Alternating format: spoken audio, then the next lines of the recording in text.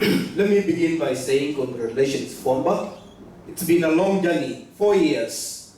I realized that pursuing an MBA is not a job. You begin with a very good budget of 2 years. It ends up 10, but we did manage to do it in 4. So we thank God in the first place.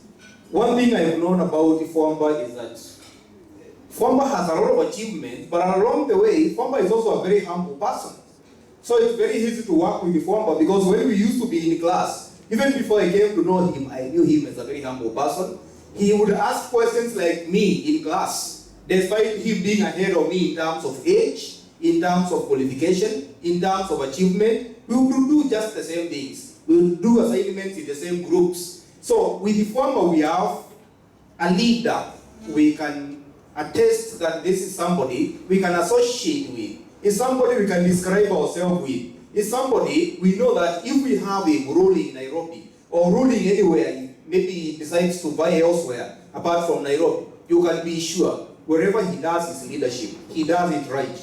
He is somebody you can consult with. He is somebody you can think together. He is somebody you can rule together. He is somebody you can agree on something. So with the Fwamba, and now with his level of education, we have a leader better than the ones we have had in Nairobi of late. We have had people whom we cannot trust, people whose credentials we don't know. But for Fwamba, you are aware of the kind of a person you have. So let's support this guy. I've liked the kind of interactions the Fwamba creates alongside himself and around himself and with the people he has. With Fwamba, we have attended meetings with sometimes professionals, sometimes politicians. I remember there is a time we had a meeting with the likes of Dr. Masichev Korir of NTV, Francis Gashuri of Citizen. Then we had another meeting. I think the same meeting there was Isaac Maura. So you can see Fwamba is a person who understands that politics also requires knowledge.